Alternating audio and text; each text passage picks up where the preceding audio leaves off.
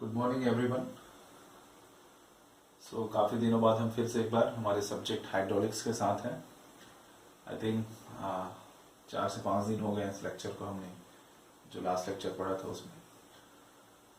थोड़ा सा याद दिला दूं आप लोगों को कि लास्ट लेक्चर में हमने क्या क्या टॉपिक कवर कर लिए थे। लास्ट लेक्चर में हमने सॉलिड, लिक्विड और गैस, इन तीनों में बड़े ही अच्छे तरीके से डीपली डिफरेंस हमने देखे थे, कंपेयर किया था तीनों को अलग अलग पॉइंट से। इसके बाद हमने जो लिक्विड के प्रॉपर्टी हैं, जिसमें से first number density, mass density, जिसको हम रो से रिप्रेजेंट करते हैं, इसके बारे में भी हमने डिस्कस कर लिया था कि मास डेंसिटी होता क्या है। और ओवरव्यू लिया था हमने वेट डेंसिटी का।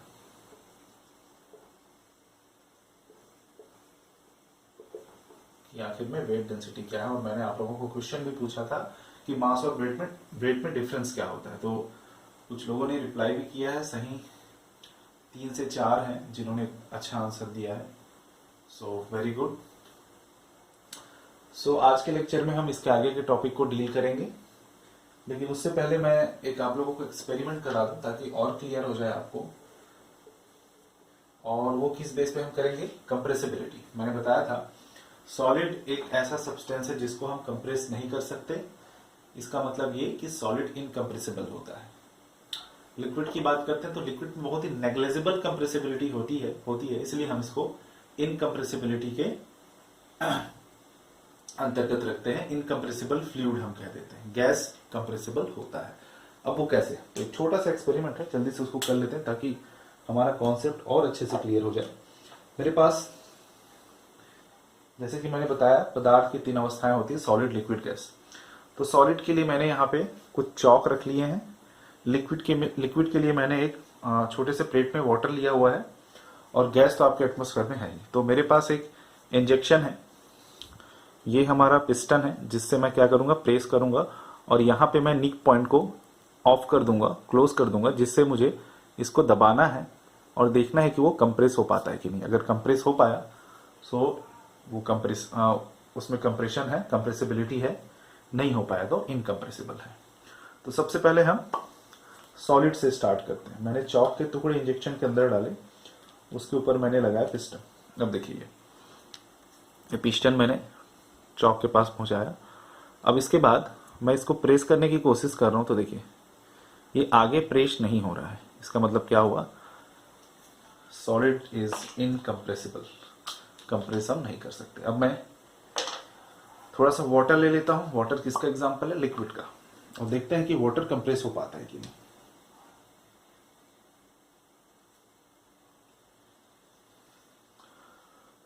यहां पे मैंने बिल्कुल थोड़े अमाउंट में वाटर ले लिया है। मैंने इसको ऑफ किया, क्लोज कर दिया, और मैं पिस्टन को प्रेस कर रहा हूं। तो देखो, मैं यहां से प्रेशर लगा रहा हूं, लेकिन कोई भी यहाँ पे अपने को मोमेंट या वॉल्यूम में चेंजेस नजर नहीं आ रहे, क्योंकि वॉल्यूम में चेंजेस ही क्या है? आपका कंप्रेसिबिलिटी है। सो इट मीन्स लिक्विड भी आपका इनकम्प्रेसिबल है। अब देखिए, एटमॉस्फेयर में हमारा एयर तो है ही। मैंने ये गैस अंदर ले लिया, ऑक्सीजन। अब मैं यहाँ पे इसको ऑफ क्लोज कर देता हूँ और पिस्टन को फिर से प्रेस करने की कोशिश करता हूँ। तो देखो, पिस्टन क्या हो रहा है? आगे मूव हो पा रहा है। इट मीन्स गैस क्या है? हमारा कंप्रेसिबल फ्लूइड होगा। ओके, काफी सिंपल सा एक्सपेरिमेंट था। आई होप आप लोगों को काफी अच्छे से समझ आ गया होगा। आगे बढ़ते हैं। अब हम आज देखेंगे व्हाट इज वेट डेंसिटी।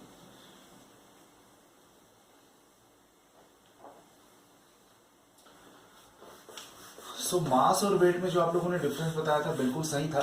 मास जो होता है वो क्वांटिटी रिप्रेजेंट करता है, यानी कि मात्रा, पदार्थ की मात्रा कितनी है, और वो हमेशा कांस्टेंट होता है, उसमें चेंजेस नहीं होते हैं। लेकिन वेट की बात करें तो वेट एक फोर्स ही होता है, जो कि हमेशा क्या है? वेरी हो सकता है, चेंज होते रहता है। तो थोड़ा सा उसको हम पहले देख लेते हैं, बट जल्दी से मास डेंसिटी को रिवाइज करते हैं, फिर आगे हम बढ़ेंगे। आज की क्लास काफी इंटरेस्टिंग होगी, बने रहिए। बहुत अच्छी अच्छी चीजें जानने को मिलेगी आज।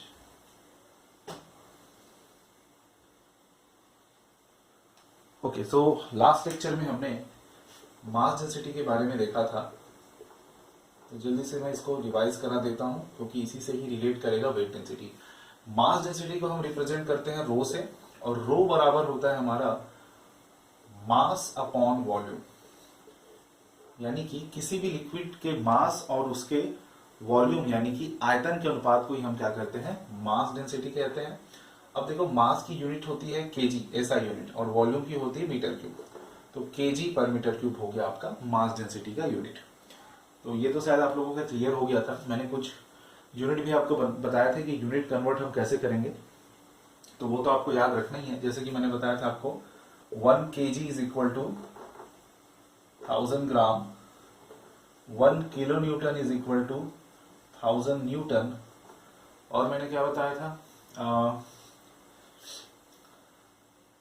1 metre cube is equal to 1000 litre, और कुछ बताया था मैंने, हाँ, 1 litre is equal to 1000 ml।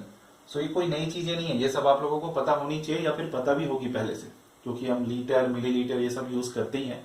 एक किलो न्यूटन वाला जो यूनिट है थोड़ा नया हो सकता है हमारे लिए, किलो न्यूटन और न्यूटन।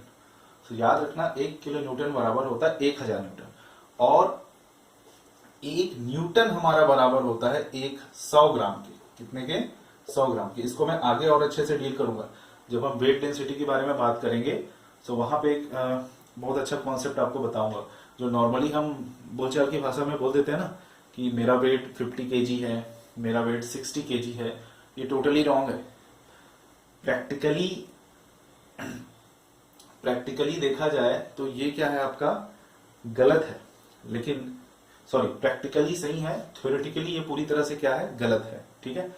सो जो हम यूज करते हैं वर्ड ना कि मेरा वेट 60 kg है, मेरा वेट 55 kg है, ये क्या है, गलत है। आपको न्यूटन या किलो न्यूटन में बताना चाहिए, बट ऐसा होता नहीं है, क्योंकि वी नो दैट कि मास का यूनिट तो केजी होता है, लेकिन हम तो अपना वेट बताते हैं।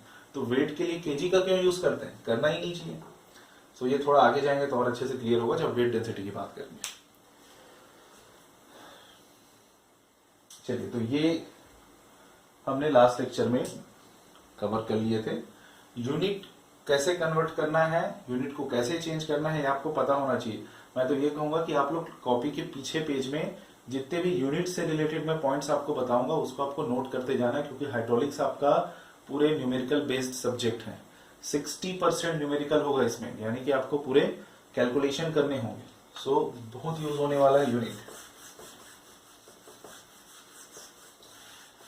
ठीक है, तो मास डेंसिटी की बात हमने कर ली थी। आज हम देखेंगे हमारा दूसरा प्रॉपर्टी लिक्विड का, जो कि है वेट डेंसिटी। वेट डेंसिटी को हिंदी में कहते हैं भार घनत्व, या फिर इसी को एक और नाम से जाना जाता है आपका अपेक्षिक भार। ओके, इसी को इंग्लिश में भी एक और नाम से जानते हैं, यूनिट वेट। याद रखना। ठीक है, तो ये बहुत सारे नाम है, कंफ्यूज नहीं होना है। वेट डेंसिटी को ही यूनिट वेट भी कहा जाता है। ठीक है। अब देखो, जैसे कि mass density is equal to mass upon volume. Okay, वैसे ही weight density is equal to होता है वेट अपॉन वॉल्यूम। लेकिन हम वेट डेंसिटी को रिप्रेजेंट किससे करते हैं, गामा से करते हैं। गामा का सिंबल कुछ इस तरह से होता है। So gamma is equal to क्या हो जाएगा हमारा, वेट अपॉन वॉल्यूम। गामा क्या हो जाएगा, वेट अपॉन वॉल्यूम। मैंने बताया था इसको कैसे हम समझ पाएंगे। अब मान के चलिए आपके पास वॉल्यूम की यूनिट मीटर क्यूब होती है ना, तो 1 मीटर क्यूब का आपके पास क्या है, 1 मीटर क्यूब का मान लेते हैं कोई हमारे पास टैंक है, कोई भी बर्तन है, कुछ इस तरह से 3D बना लेते हैं। ये देखिए, 1 मीटर क्यूब का ये टैंक हो गया। इस टैंक में मैंने कोई लिक्विड डाला, मान लेते हैं उस लिक्विड का वेट 100 न्यूटन है। सो मैं बोल सकता हूं इस लिक्विड का जो वेट डेंसिटी होगा, गामा इज इक्वल टू 100/1, यानी कि 100, और यूनिट क्या हो जाएगा, न्यूटन पर मीटर क्यूब। ओके, सो कुछ इस तरह से हम समझ सकते हैं बहुत अच्छे से और वेट डेंसिटी को। हालांकि न्यूमेरिकल सॉल्व करेंगे तो ये बहुत ही क्लियर होते जाएगा। ओके, सो वॉल्यूम का यूनिट मीटर क्यूब, लेकिन हम उसको लीटर में भी चेंज कर सकते हैं। वैसे ही वेट की यूनिट न्यूटन, या फिर हम किलो न्यूटन भी बोल सकते हैं, क्योंकि न्यूटन एक छोटी क्वांटिटी हो जाती है तो कभी कभी हम न्यूटन को किलो न्यूटन में भी चेंज कर देते हैं। अब कैसे करेंगे, मैंने बताया आपको कि 1 किलो न्यूटन बराबर 1000 न्यूटन। सो आप चेंज कर दो, न्यूटन है तो उसको आप डिवाइड कर दो 1000 से, क्या आ जाएगा आपका किलो न्यूटन, और किलो न्यूटन को न्यूटन में चेंज करना है तो मल्टीप्लाई कर दो 1000 से। ओके, सो ये आपका हो गया यूनिट वेट या फिर वेट डेंसिटी। मैं आज लिखा कुछ नहीं रहा हूं, आपको बस समझा रहा हूं। नोट्स में भेजूंगा, थोड़ा पैसेंस रखना, लास्ट में आपको नोट्स दूंगा। नोट्स में आपको और डिटेल से मिल जाएगा, लेकिन आपको भी समझना है और रफ कॉपी में ये सारी चीजों को लिखते भी जाना है, ठीक है, क्योंकि काम यही आएगा। नोट्स तो आपको सिर्फ जो चीज हम पढ़े हैं उसको रिवाइज करने के काम आएगा, लेकिन जो आप समझेंगे वो क्लास के थ्रू ही समझेंगे। ओके, सो वेट डेंसिटी भी हमारा हो गया। वेट डेंसिटी को हम गामा से रिप्रेजेंट करते हैं, which is equal to weight upon volume. Okay, ठीक है, अब आगे क्या देखें, वेट अपॉन वॉल्यूम हमारा हो गया, ठीक है। तो मैंने आपको क्वेश्चन पूछा था, अच्छा यूनिट इसका रह गया वेट अपॉन वॉल्यूम। मैं स्मॉल में लिख दे रहा हूं, कभी कभी इसको हम कैपिटल ही लिखते हैं। Gamma is equal to weight upon volume. So जो वेट की यूनिट होती है, वेट की जो यूनिट होती है वो होती है आपकी न्यूटन, या कभी कभी हम किलो न्यूटन भी यूज करते हैं, अब उसको चेंज आप कर सकते हैं। और वॉल्यूम की यूनिट होती है मीटर क्यूब, तो न्यूटन पर मीटर क्यूब हो जाएगा इसका एसआई यूनिट, किसका, गामा का। इससे पहले हमने जो मास डेंसिटी देखा था उसका जो एसआई यूनिट था वो क्या था आपका, केजी पर मीटर क्यूब। ओके, ठीक है। अब देखिए वेट और मास में डिफरेंस हम देखते हैं। देखो एक्चुअली ये न्यूटन आया कहां से वो समझिए। देखो मास और वेट में डिफरेंस ही हमको इसका यूनिट बताता है। कैसे, मास क्या होता है आपका, एक कांस्टेंट पैरामीटर है जो हमको क्वांटिटी बताता है। मास हमेशा आपका कांस्टेंट होगा, उसका वैल्यू चेंज नहीं होगा। लेकिन जो वेट होता है, अब देखो वेट क्या होता है, वेट एक्चुअली एक फोर्स ही है। जैसे कि आपको पता होगा, मान के चलिए ये आपका एक ग्राउंड सरफेस है, अर्थ का ये ग्राउंड सरफेस है। मैंने कोई चीज ऊपर की ओर फेंकी, मान लेते हैं कोई पत्थर मैंने यहां तक फेंका। अब ये पत्थर क्या होगा, फिर से नीचे आने की कोशिश करेगा, कहां, आपके अर्थ सरफेस पे। उसका रीजन क्या है, उसका रीजन है कि हमारे अर्थ पर लगता है ग्रेविटी फोर्स, हमारे अर्थ पर लगता है gravity force. Acceleration due to gravity बोलते हैं ना, वही है। एक एक्सेलरेशन के साथ कोई भी वस्तु नीचे आने की कोशिश करती है ग्रेविटी के कारण, वही हमारा कहलाता है acceleration due to gravity. Okay, तो इस ग्रेविटी फोर्स के कारण ही, या इस ग्रेविटी फोर्स से कोई भी वस्तु नीचे आने की कोशिश करती है, ठीक है, अर्थ के हमारे सेंटर पॉइंट पे। तो अब होगा क्या, इस वस्तु का मास तो पहले से कुछ ना कुछ रहा होगा, इस वस्तु का मास तो पहले से कुछ ना कुछ तो रहा होगा। अब चूंकि यहाँ पे ग्रेविटी फोर्स भी लग रही है इसके साथ, तो एक पर्टिकुलर फोर्स के साथ वो क्या होता है, नीचे आने की कोशिश करती अर्थ सरफेस में। अब वो कितना फोर्स होगा, तो भाई पहले से इसका मास है और उसमें लग रहा है ग्रेविटी फोर्स, तो W बराबर क्या हो जाएगा, m, इस वस्तु का मास, इस वस्तु का मास m, और कौन सा फोर्स लग रहा है, ग्रेविटी फोर्स। सो यहीं से फॉर्मूला बनता है W is equal to mg। Okay, W is equal to mg। So हम बोल सकते हैं कि वेट एक प्रकार से फोर्स ही है, जिस फोर्स से कोई भी वस्तु ग्रेविटी फोर्स के कारण, नहीं ऐसा नहीं बोलना चाहिए, जिस फोर्स से कोई भी वस्तु ग्रेविटी के कारण नीचे आने की, अर्थ सरफेस के सेंटर पॉइंट पे आने की कोशिश करता है, वही क्या कहलाता है, आपका वेट कहलाता है। अब देखो जैसे कि मैंने अभी बताया कि W is equal to mg। m की यूनिट कुछ देर पहले हमने पढ़ी हुई है किलोग्राम, केजी। और ग्रेविटी क्या है, वो फोर्स है जिसके कारण कोई भी वस्तु अर्थ पे आने की कोशिश करती। सो ये क्या हो जाएगा आपका, केजी मीटर पर सेकंड स्क्वायर, इसकी यूनिट होती है मीटर पर सेकंड स्क्वायर। एक्सीलरेशन, जो एक्सीलरेशन अपने को देखने को मिलता है ग्रेविटी के कारण, उसकी यूनिट जो होती है मीटर पर सेकंड स्क्वायर। और इस किलोग्राम मीटर पर सेकेंड स्क्वायर को एक साथ हम बोल देते हैं न्यूटन। क्या बोल देते हैं? न्यूटन। तो न्यूटन बराबर होता है KG metre second square, KG metre पर सेकेंड स्क्वायर। ठीक है, तो ये भी याद रखेंगे। एक नया यूनिट आपको क्या मिल गया कि एक न्यूटन बराबर या न्यूटन बराबर किलोग्राम मीटर पर सेकेंड स्क्वायर। ओके, सो ये चीज भी आपको याद रखना है। सो यहीं से आया आपका न्यूटन। ठीक है, तो ये भी आई होप आप लोगों को क्लियर हो गया होगा अच्छे से। सो वेट डेंसिटी भी हो गया हमारा कंप्लीट और मास डेंसिटी भी हो गया हमारा कंप्लीट। अच्छा चलो, जैसे कि मैंने बताया कि जो मास होता है वो कभी चेंज नहीं होता, लेकिन वेट आपका चेंज होता है। क्यों चेंज हो रहा है भाई? क्योंकि वेट में एक्सीलरेशन भी शामिल हो गई है ग्रेविटी फोर्स के कारण। ठीक है, तो वो तो चेंज होते ही रहेगा, क्योंकि अर्थ पे जो वैल्यू है ग्रेविटी की वो अलग होती है, मून पे अलग होती है। 1/6 होता है आपके अर्थ सरफेस के तुलना में 1/6 गुना। सो ऐसे ही जैसे आप मून पे जाएंगे तो वेट की वैल्यू क्या हो जाती है? चेंज हो जाती है, लेकिन मास तो आपका सेम ही रहेगा। ठीक है, मास आप मून में जाइए, चाहे अर्थ पे रहिए, चाहे कोई भी ग्रह में जाओ, आपका मास जो है हमेशा कांस्टेंट होगा और वेट जो है वो चेंज होते रहता है, क्योंकि ग्रेविटी की वैल्यू भी चेंज हो जाती है। ओके ओके, सो ठीक है, कंप्लीट। अब देखिए, जैसे कि मैंने आपको बताया कि हम बोलचाल की भाषा में यूज करते हैं कि हमारा वेट 50 केजी। जैसे मैंने आपको बोल दिया वेट तेरा कितना है भाई, तो मेरा वेट है मान लेते हैं 75 केजी। ओके, 75 केजी मेरा वेट है। तो मैंने क्या सही बोला? मैंने तो बिल्कुल सही नहीं बोला। क्यों? क्योंकि केजी तो यूनिट है मास का, केजी तो यूनिट है मास का, लेकिन मुझे तो आदमी वेट पूछा है, तो मुझे 75 के साथ तो न्यूटन या किलो न्यूटन यूज करना चाहिए, लेकिन मैं तो मास का यूनिट यूज कर दे रहा हूँ। सो गलत तो हो गया ना। अगर आपको कोई आदमी पूछता कि आपका वेट कितना है, आपका वेट कितना है, सो आप क्या करोगे? सॉरी, आपको अगर कोई पूछेगा आपका वेट कितना है या मास कितना है, तो आप क्या करोगे? आप बता ही नहीं पाओगे। आपको करना क्या पड़ेगा? ग्रेविटी वाले फोर्स को हटाना पड़ेगा, और वो ग्रेविटी फोर्स कितना होता है? 9.81 मीटर पर सेकेंड स्क्वायर। आप लोगों ने स्कूल में पढ़ा भी होगा। ठीक है, सो अगर मुझे वेट चाहिए किसी भी वस्तु का, मान लेते हैं कोई वस्तु है जिसका वेट मान लेते हैं 10 किलोग्राम है।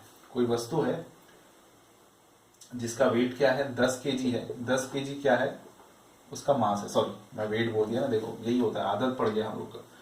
कोई वस्तु है जिसका मास कितना है? 10 केजी है, और मुझे बताना है कि अर्थ पे उसका वेट कितना होगा। अर्थ पे वेट कितना होगा? तो वेट इज इक्वल टू होता है mg, और m की वैल्यू मुझे क्या दी गई है? 10 केजी। g मुझे पता है अर्थ सरफेस पे कितना होता है? 9.81 मीटर पर सेकेंड स्क्वायर। तो देखो, तो वेट बराबर क्या हो जाएगा आपका? वैल्यू m की है 10, ग्रेविटी की वैल्यू 9.81, यूनिट भी लिख देता हूं 10 केजी और 9.81 मीटर पर सेकेंड स्क्वायर। और मैंने कुछ देर पहले ही बताया है कि केजी मीटर पर सेकेंड स्क्वायर क्या कहलाता है? न्यूटन। और इसको हम सॉल्व करेंगे तो कितना आ जाएगा? 9.81 मल्टीप्लाई 10, 98.1 कुछ आएगा क्या? 9.81 मल्टीप्लाई 10, ठीक, 98.1।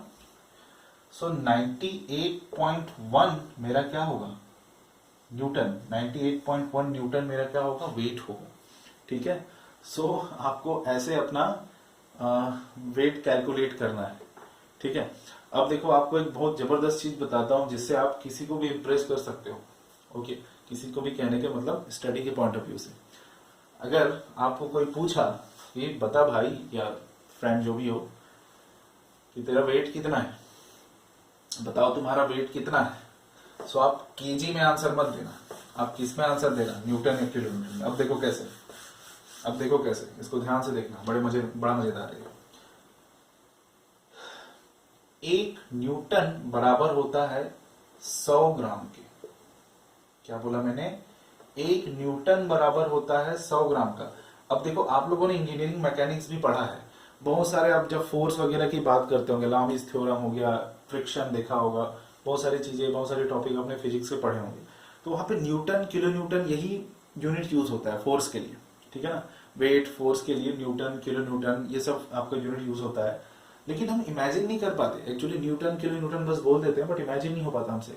तो अब देखो इमेजिन कैसे होगा। लेकिन आपको अगर कोई बोलेगा कि मेरा वेट 50 kg है, तो आप बहुत जल्दी इमेजिन कर लोगे 50 kg कितना वेट होगा। लेकिन आपको मैं बोलूंगा 500 न्यूटन है, तो आप कंफ्यूज हो जाओगे कि 500 न्यूटन एक्चुअली होता कितना होगा। हाँ ठीक है, 500 न्यूटन तो आपने बोल दिया, लेकिन समझ में नहीं आता कि एक्चुअली उसका वेट कितना होगा, क्योंकि हमारा शुरू से ही आदत बना हुआ है किलोग्राम और ग्राम में हर चीजों को तौलने का। अब देखो, अब ऐसा नहीं होगा। 1 न्यूटन इज इक्वल टू होता है आपका 100 ग्राम, ठीक है। 1 न्यूटन बराबर होता है 100 ग्राम। तो 10 न्यूटन बराबर क्या होगा? 10 न्यूटन बराबर 100 का फिर 10 से मल्टीप्लाई कर दूंगा तो 1000 ग्राम हो जाएगा। और 1000 ग्राम बराबर तो 1 केजी होता है, तो मैं इसको लिख सकता हूं 1 KG is equal to 10 newton. 1 KG is equal to 10 newton मैं बोल सकता हूं। अब देखो, अगर मान लेते हैं किसी लड़की का वेट 50 किलोग्राम है, अगर किसी लड़की का वेट 50 किलोग्राम है, तो मुझे पता है 1 किलोग्राम बराबर होता है कितना? 10। 1 किलोग्राम बराबर होता है 10 न्यूटन। सो इस 50 केजी में मैं क्या बोल सकता हूँ, न्यूटन में चेंज करना चाहूँ तो 50 गुणे 10, 500 न्यूटन। सो अब देखो, अगर आपका वेट 50 केजी है इन केस, और आपको किसी ने पूछा आपका वेट कितना है, तो आप 50 केजी ना बता के उसको क्या बोलना, 500 न्यूटन बोलना। वो पागल हो जाएगा, वो बोलेगा भाई ये क्या बता रहा है, ठीक है। बट यही सही है, ओके। बट हमारे कोर्सेस में या हमारे बोलचाल की भाषा में हम सब यूज नहीं करते हैं, एक्चुअली करना यही चाहिए। तो 1 न्यूटन बराबर होता है 100 ग्राम, तो उससे हम बोल सकते हैं कि 50 केजी बराबर होता है 500 न्यूटन के। अब मैं आपको कभी भी बोलूं न्यूटन, किलो न्यूटन, तो आपके दिमाग में इमेजिन हो जाना चाहिए, ठीक है। क्योंकि 1 केजी बराबर होता है 10 न्यूटन, वैसे ही हम 50 केजी बराबर 500 न्यूटन भी बोल सकते हैं। 1 न्यूटन बराबर 100 ग्राम और 10 न्यूटन बराबर 1000 ग्राम, ठीक है। अब देखो, ये जितनी सारी मैंने चीजें आपको बताई वो एग्जाम में नहीं पूछेगा, लेकिन ये बहुत ज्यादा हेल्पफुल होगा आपको न्यूमेरिकल बनाने में, किसी भी सब्जेक्ट का, आपके फ्यूचर में भी। सो इंटरेस्टिंग भी है, और इसको थोड़ा मजे बना के पढ़िए तो और मजा भी आता है। थोड़ा एंजॉय कीजिए इन सब टॉपिक को, डेली लाइफ से आप रिलेट कीजिए अपने स्टडी को, तो आपको पढ़ने में भी मजा आएगा, ठीक है। सो वेट डेंसिटी हो गया। देखो, हमारे काम का सिर्फ वेट डेंसिटी का डेफिनेशन और उसके फॉर्मूला और उसके एसआई यूनिट बस है, उसके अलावा और कुछ भी नहीं, ठीक है। तो चलिए अब हमारे फिर से मुद्दे पे आ जाते हैं, according to our syllabus, according to our exam और according to our question. So weight density हमने देख लिया। अब चलिए हम क्या करते हैं, रिलेशन, नेक्स्ट टॉपिक है हमारा relation between mass density, relation between mass density and weight density. Density को मैं यहीं पे आकर डॉट कर देता हूं, यानी कि मैं बोल सकता हूं relation between rho and gamma, relation between rho and gamma. Rho क्या है आपका? मास डेंसिटी है, और गामा क्या है आपका? वेट डेंसिटी है। तो दोनों में हम एक रिलेशन देखेंगे और एक फॉर्मूला हमको मिल जाएगा, जो फॉर्मूला हमारे लिए बहुत ही ज्यादा हेल्पफुल होगा। कैसे, देखते हैं, अब समझिए इसको। हेडिंग डालेंगे आप, relation between mass density and weight density. अब देखो, हमने अभी अभी पढ़ा है कि वेट डेंसिटी बराबर होता है, ध्यान से देखते जाओ, वेट डेंसिटी बराबर होता है, कुछ लोग ट्राई भी करो, आप क्या रिलेशन कुछ निकाल सकते हो इन दोनों में, ट्राई करो, देखो क्या फॉर्मूला आता है। देखो, gamma is equal to, video को पॉज करके करना है मेरे साथ साथ में, क्योंकि मैं तो सॉल्व करूंगा बिकॉज ऑफलाइन लेक्चर है। So gamma is equal to, अभी हमने पढ़ा है वेट अपॉन वॉल्यूम, ठीक है। Gamma is equal to weight upon volume. इसको अच्छे से देखते हैं, पूरे बोर्ड का यूज करते हैं।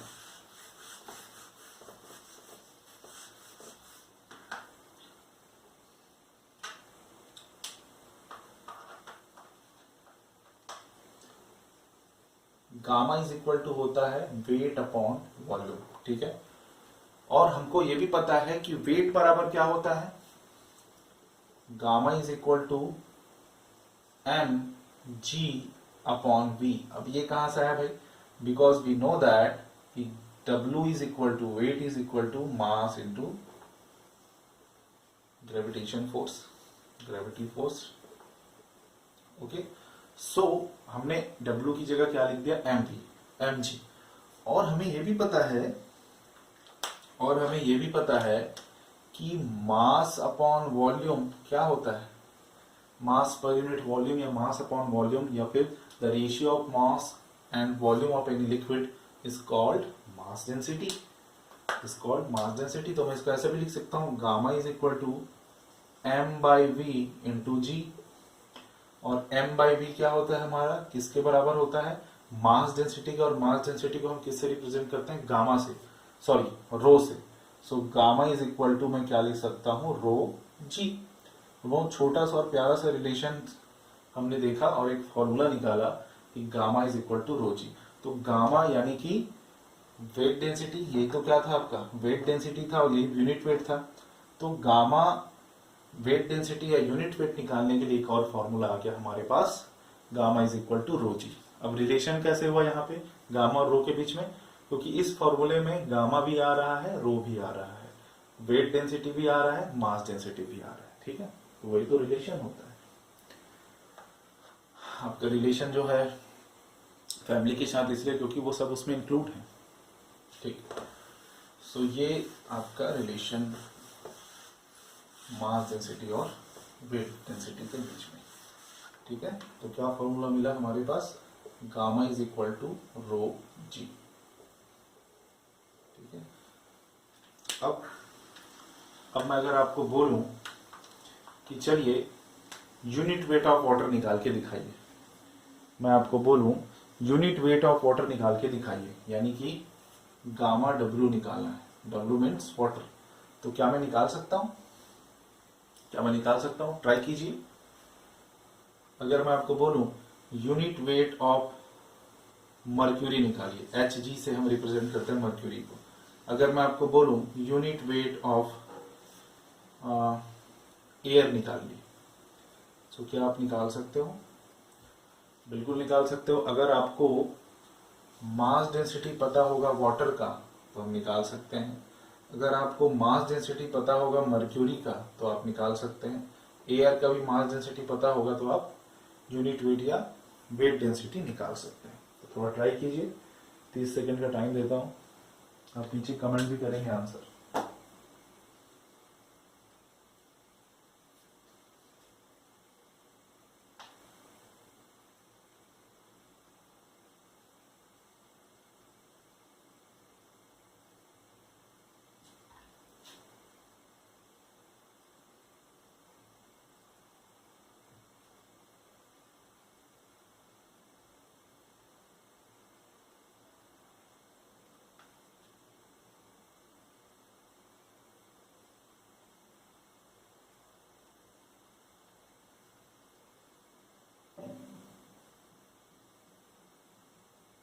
चलिए तो देखते हैं। जैसे कि मैंने बताया हमारे पास फॉर्मूला है यूनिट वेट का रो इंटू जी। मुझे निकालना है गामा किसका? W का, यानी कि यूनिट वेट ऑफ वाटर या फिर वेट डेंसिटी ऑफ वाटर निकालना है। तो फॉर्मूला मुझे तो पता है रो जी, लेकिन मुझे क्या जरूरत पड़ेगा? रो W का, यानी कि वाटर का मास डेंसिटी इंटू जी। और जी तो मुझे पता है अर्थ पे कितना है, 9.81 मीटर पर सेकेंड स्क्वायर। ठीक है, तो अभी मैं इसको हटा देता हूँ, सिर्फ वाटर की बात करता हूँ। तो देखो, ये मैंने लास्ट क्लास में आपको बताया था, जो कि कितना होता है आपका 1000 kg पर मीटर क्यूब। रो W यानी कि mass density of water into G की भी तो वैल्यू रखनी पड़ेगी, जो कि कितनी है 9.81 मीटर पर सेकेंड स्क्वायर। ठीक है, 9.81 मीटर पर सेकेंड स्क्वायर।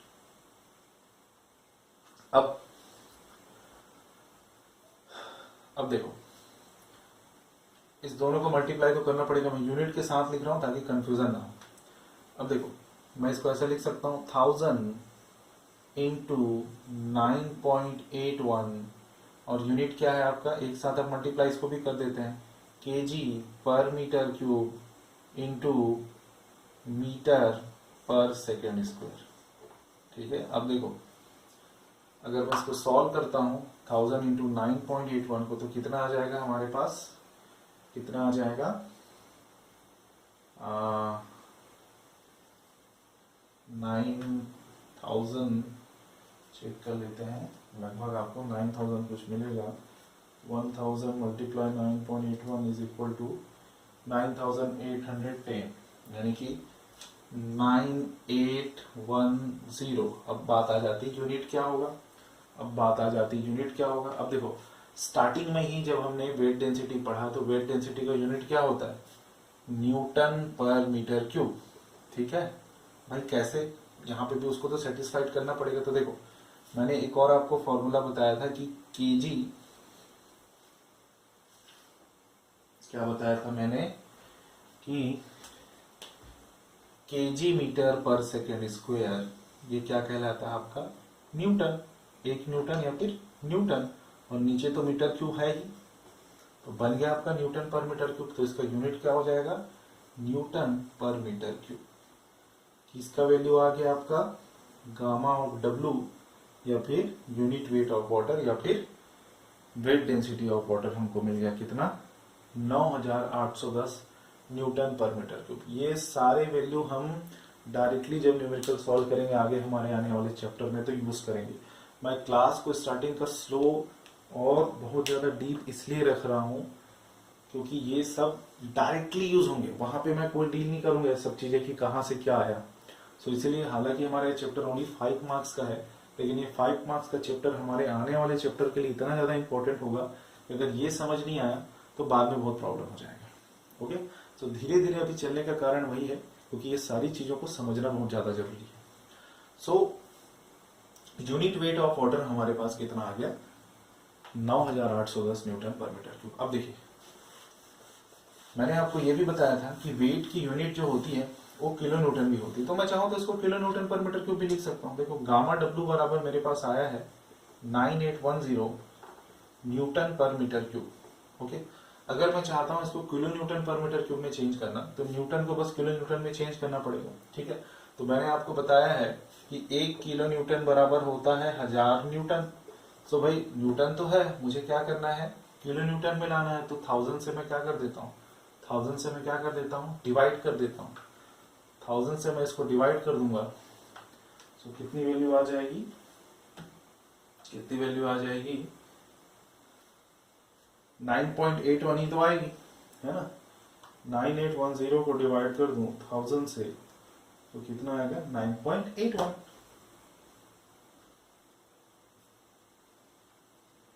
और यूनिट क्या हो जाएगा हमारा 9.81, और मैंने न्यूटन को किस में चेंज कर दिया, इसको अच्छे देख लो, 9810 डिवाइडेड 1000 किया, या डिवाइडेड 1000 ना लिख के मैं multiply 10 to the power of -3 भी लिख सकता हूँ। ओके, और ये क्या हो जाएगा फिर आपका वैल्यू न्यूटन से हो गया किलो न्यूटन पर मीटर क्यूब में। अब इसको सॉल्व करूंगा तो 9810 डिवाइडेड 1000 बराबर कितना आ जाएगा, 9.81 किलो न्यूटन पर मीटर क्यूब। तो चेंज हो गया आपका यहाँ से न्यूटन से किलो न्यूटन में। तो ये सारी चीज तो आप बाद में डायरेक्ट ही कर लेंगे। यहाँ पे 9810 दिख रहा है, न्यूटन में है, किलो न्यूटन में चेंज करना है, 1000 से डिवाइड कर दो भैया, 9.81 हो गया आगे आपका किलो न्यूटन में। तो ऐसे बाद में हम डायरेक्टली सॉल्व करेंगे। अब देखो कभी कभी न्यूमेरिकल के पर्पज से, जैसे हमको न्यूमेरिकल जल्दी से सॉल्व करना है या कैलसी नहीं है हमारे पास, तो हम क्या करते हैं, कभी कभी 9.81 को लगभग 10 मान के भी चले जाते हैं, 10 किलो न्यूटन पर मीटर क्यूब, बट अपने को 9.81 के साथ ही बने रहना है। ओके, सो ये आपका कंप्लीट हो गया। अब जाके वेट डेंसिटी और रिलेशन बिटवीन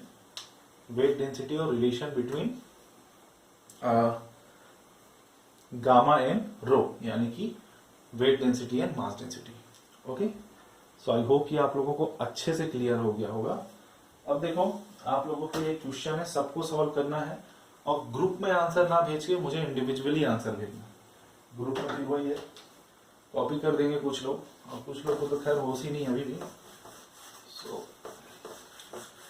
तो आप लोगों के लिए क्वेश्चन क्या है, टास्क क्या है भाई, कि मैंने तो यूनिट वेट ऑफ वाटर निकाल दिया, गामा डब्ल्यू मैंने निकाल दिया, 9810 न्यूटन पर मीटर क्यूब या फिर 9.81 किलो न्यूटन पर मीटर क्यूब। आप लोगों का काम है गामा ऑफ मर्क्यूरी निकालना है और गामा ऑफ एयर निकालना है। ओके,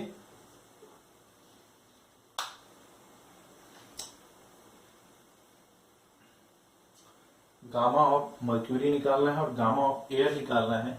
और एक और क्वेश्चन है आप लोगों के लिए, ये 2 क्वेश्चन तो हो ही गया, एक और क्वेश्चन है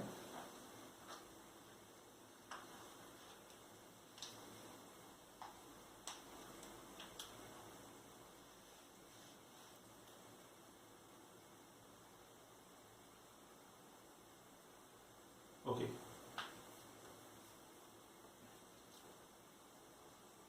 mass density of any liquid is mass density of any liquid is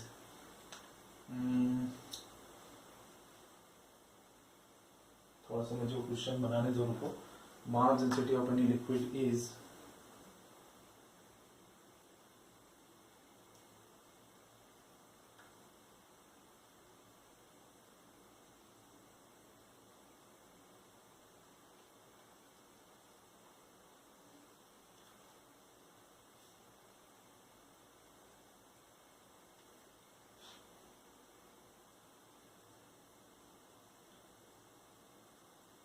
$50,000 gram per meter cube, then calculate weight density of liquid। ठीक, तो इस क्वेश्चन को सॉल्व करके भेजना है।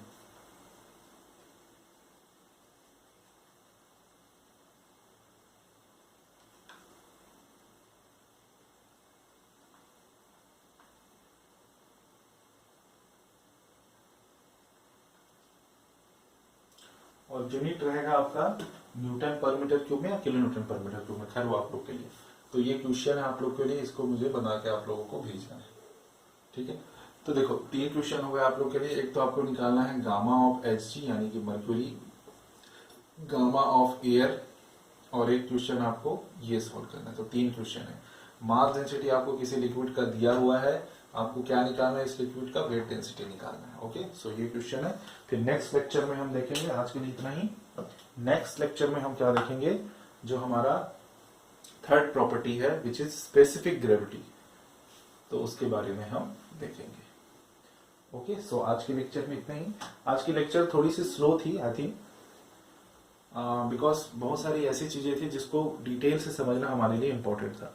सो हालांकि हम अभी क्लासेस में टॉपिक कम कवर कर रहे हैं, लेकिन अच्छे से कर रहे हैं ताकि हमको बाद में प्रॉब्लम ना हो। ठीक है, तो ये मत सोचिएगा कि क्लासेस छोटी हो रही, बट आपको ये सोच के चलना है कि जो भी पढ़ाया जा रहा है उसको अच्छे से आपको समझना है। चलिए ठीक है, तो आज के लिए इतना ही, मिलते हैं नेक्स्ट लेक्चर में। Thank you.